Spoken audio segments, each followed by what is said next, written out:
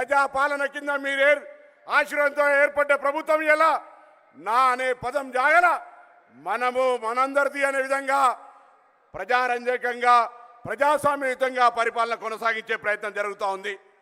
సంవత్సరం పూర్తి చేసుకున్న సందర్భంగా ఇందిరమ్మను యాద్ చేసుకుంటూ ఇందిరమ్మ పరిపాలన వైపు తీసుకుపోయే విధంగా మహిళలందరికీ డిసెంబర్ 9 నుంచి ఏలరి వరకు 110 కోట్ల మంది ప్రయాణికులకు 3720 కోట్ల ధనం లాభం జరిగే విధంగా ఉచిత ఆర్టీసీ బస్ సౌకర్యం. అదేవిధంగా ఈరోజు ముఖ్యమంత్రి గారు ధన్యవాదాలు తెలియజేస్తా ఉన్నాను.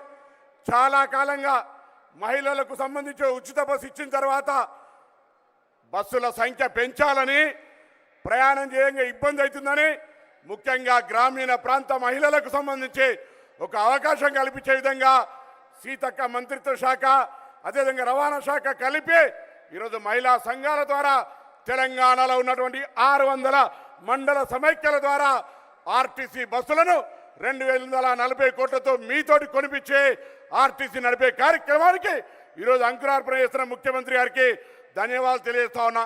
అదేవిధంగా ఈరోజు ఇక్కడికి వచ్చిన అక్కా చెల్లెలందరూ ఇప్పటికే కుల సర్వే లోపల భాగస్వాములై ఉంటారు. ఎవరైనా కాకపోయి ఉంటే దయచేసి ఇప్పటికే 65% పూర్తయింది.